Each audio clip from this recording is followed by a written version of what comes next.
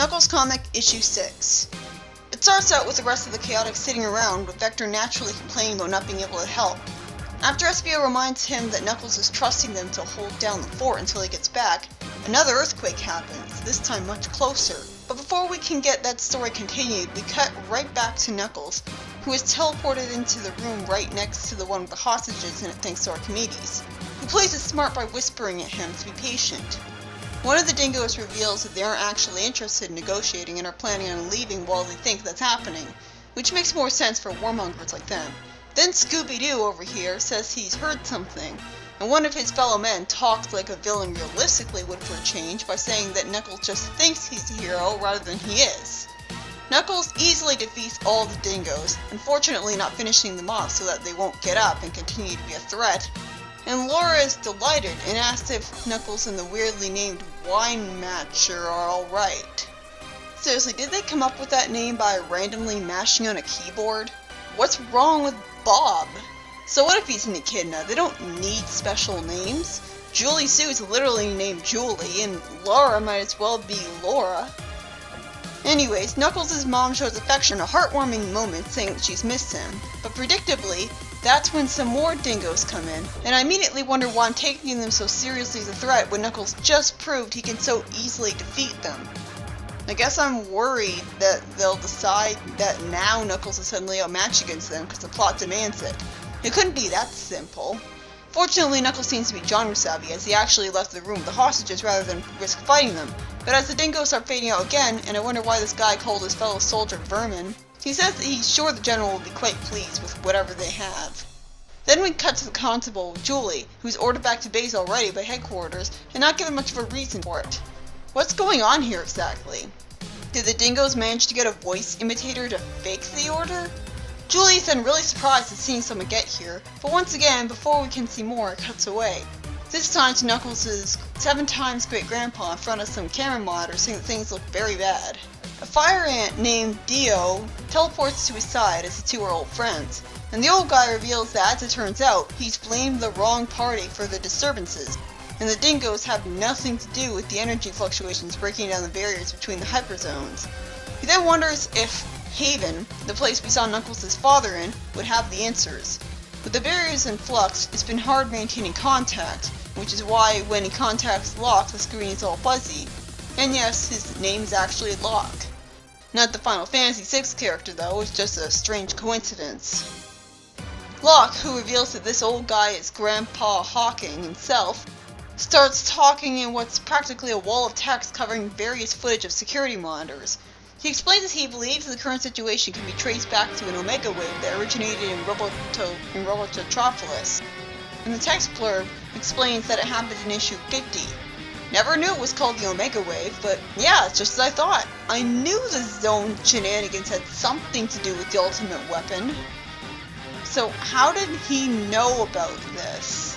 I mean, Knuckles couldn't have told him. Did he overhear Knuckles talking about it? When the Omega wave wiped everything out of existence in the Prime Zone very briefly... Wait, that happened? Why only very briefly then? Why not permanently? It caused the buffers between zones to break down. The first sign of zone collapse occurred when the Dark Legion invaded the floating island. Again, makes perfect sense. That caused the zone portal, and they warped in.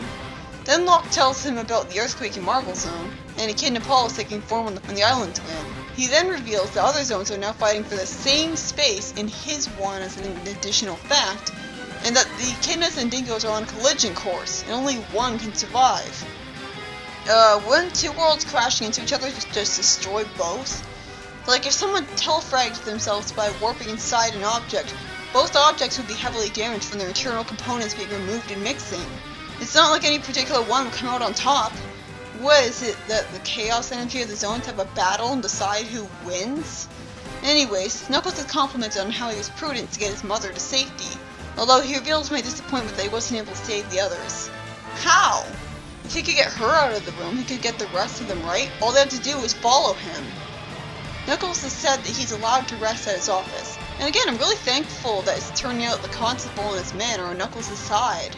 When I first saw them, I was assuming they'd be annoyingly against Knuckles for just popping in on their city, and call them time-traveling witches or something. Archimedes teleports away after being told to scope them out, with Lara asking if he'll ever get used to that. Like mother, like son, they both get startled by Archimedes easily.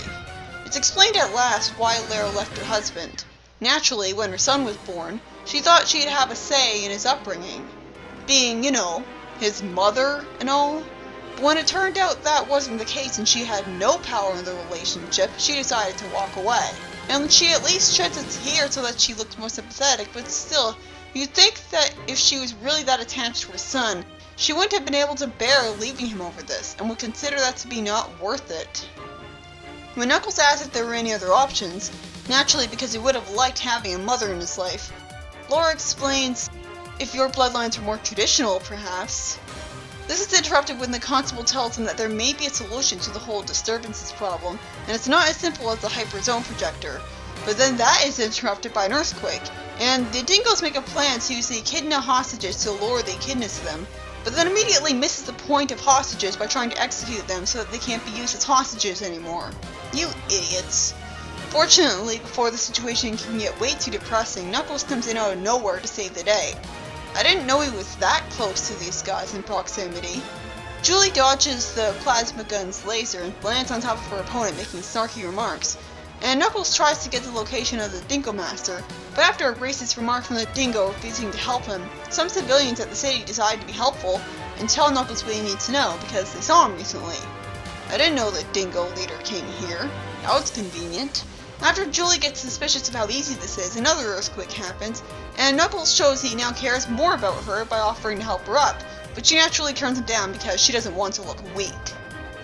We cut to everyone, Echidna and Dingo, running in the streets. After seeing the commotion on the camera footage, Grandpa Hawking tells his friend very reluctantly for some reason to signal Archimedes to get everyone underground to safety.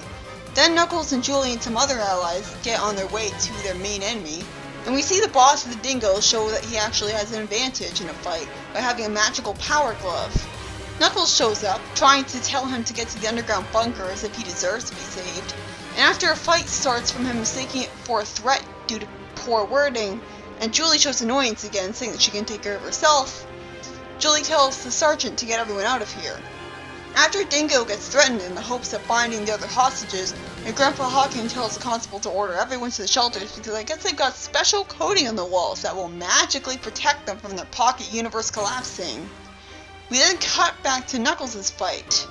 The Dingo boss accuses the Echidnas of having made his people suffer for generations. I guess when two nations have been at war for so long, it would be easy for them both to feel like the victim and lose track of who started it. Julie snarks that they both need other outlets for their aggressive natures, being tired of the pointless fight. What's that cybernetic dreadlock do on her, by the way? I can understand cybernetics in a useful place, but this is just hair. Maybe it's a fashion style for the Dark Legion people, but it's certainly not a pretty one. Then again, she is rebellious. Maybe it's just her being a part of a subculture to rebel, like a goth or something.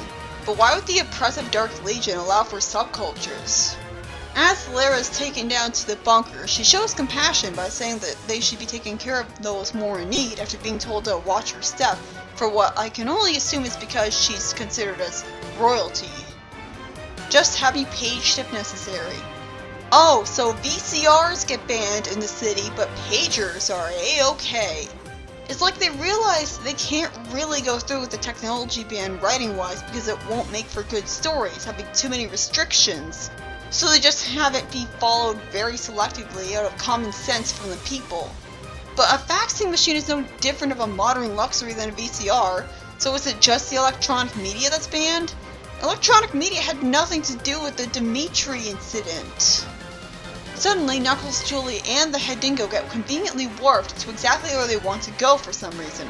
Probably because of the whole collapsing zone things, but why is it just them being affected?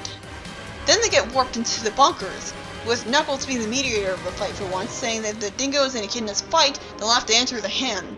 Makes sense since he doesn't want to get them all killed by them fighting each other. But why can't they just have separate bunkers for Echidnas and Dingoes? I mean, the city's gotta have a lot of bunkers in it. And it's such a coincidence that the only Dingoes we've seen get warped here are army men. Knuckles shares my sentiments that at least the Kid Apollos is still standing, because I would have found it really annoying that it'd get destroyed right after the world finally got it back. Knuckles realizes after leaving the bunker and seeing a particular species of animal that the city's been brought to Angel Island. I really like that, how he's naturally so familiar with the fauna of the island after all this time of living on it that he'll recognize it on sight. He says that they need to get in touch with Hawking again, and the fire ant friend of him tells Archimedes that the guy's fate is out of his hands. I'm guessing he sacrificed himself for the greater good by being the one who'd have to stay behind in a collapsing zone to push the button to bring the city home without him. The story ends with Knuckles being given a cool star-speckled cowboy hat like from the OVA, only fancier. It's a parting gift from his great-grandfather. Also, it looks like he's inexplicably not mad at Archimedes for not telling him things anymore, even though he's still very annoyed at all the unanswered questions. He says it himself. Too many questions and not enough answers. And yet he's fine with someone being right there all the time, knowing the answers, and not telling him. It's like an interesting plot thread got dropped before they could do anything with it. And why did they have to spoil Enerjack returning at the final panel? They could have just kept it a surprise. People would have bought the next issue anyways. This story was written by Ken Penders, and while I'm glad Kid Apollos is still standing as it'd be a waste for it to get destroyed, I found the story underwhelming. Julie didn't really get any good lines here. She wasn't really a presence at all because there were too many other people around and too many things going on. I could excuse in the previous issue because it was all about Knuckles getting exposition about the past. But here, there wasn't really much of an excuse. And the dingoes don't really get what's coming to them. I would have been a lot happier if they just let these races get destroyed, honestly. Sure, the echidnas call them warlike, but they're right. While the dingoes are definitely much more unlikable, calling them outright garbage. They're the nerds all over again. Knuckles doesn't get much time to reconnect and bond with his mother either. I can really feel for the two, since I'm sure that's what they really want, but can't because of all the different things going on. And it feels pretty pointless in retrospect having the Chaotix show up at the start just to complain about not being able to do anything, and having another earthquake on their hands. They could have cut that part out as filler. I was really expecting them to get involved in the plot more than they did. But they were entrusted to hold down the fort after all. They'd be betraying Knuckles if they broke their word and uselessly went to the city. Next up, we're finally taking a break from the Knuckles comic to get to Super Sonic Special Issue 2, where Sonic and his friends take back Robotropolis. God, that's a hard word to say.